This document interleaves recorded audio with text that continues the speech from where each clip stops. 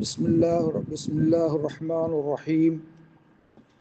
الحمد لله رب العالمين والعاقبة للمتقين ولا عدوان إلا على الظالمين، وأشهد أن لا إله إلا الله وحده لا شريك له، وأشهد أن محمدا عبده ورسوله صلى الله عليه وعلى آله وصحبه وسلم تسليما كثيرا. கண்ணியத்துக்குரிய சகோதரர்களே, பெரியார்களே, எல்லாம் வல்ல அல்லாஹு ஜல்ல ஷான்ஹு வ தஆலாவை போற்றியவனாக புகழ்ந்தவனாக நபிகளார் மீது ஸலவாத்தும் ஸலாமும் கூறி இன்றைய பாடத்தை நான் ஆரம்பம் செய்கின்றேன்.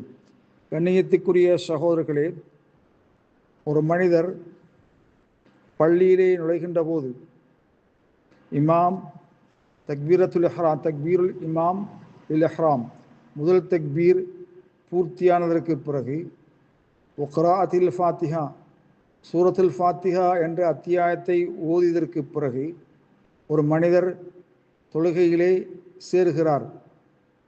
சேர்ந்ததுமே அவர் ஷரஅ ஃபி க்ராஅத்தில் ஃபாத்திஹா சூரத்துல் ஃபாத்திஹாவை ஓதுவதிலே ஆரம்பிக்கின்றார்.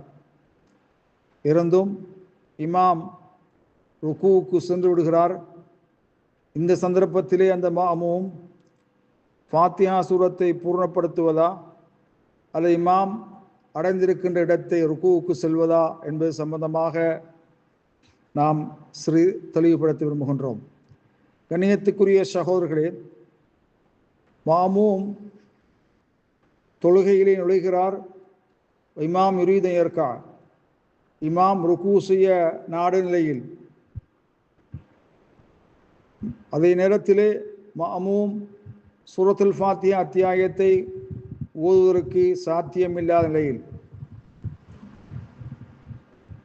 இன்கானல மெபுக் அலைஹில்லா ஆயா அவ் நஹவஹா மிகுதி 2 ஆயத்துக்கள் இருக்கின்ற நிலையில் சூரத்துல் ஃபாத்திஹாவை பூர்த்தி செய்ய சாத்தியமில்லாமல் இருந்தால் அவர் சூரத்துல் ஃபாத்திஹாவை பூர்த்தி செய்வதா அல்ல ருக்கூவிலே இமாமோடு சேர்ந்து கொள்வதா?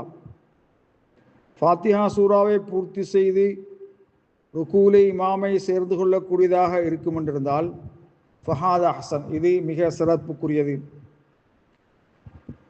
அதே நேரத்தில் வைன் பக்கி அலை கசீர், அதிகமான பல வசனங்கள் எஞ்சிருக்கிறது, ஓதினால் ருக்கூவிலே இமாமை அடைந்து கொள்ளாத நிலை இருந்தால் ஃபைன் இர்கஉ மஅல் இமாம், இமாமோடு அவன் ருக்கு செய்வான்.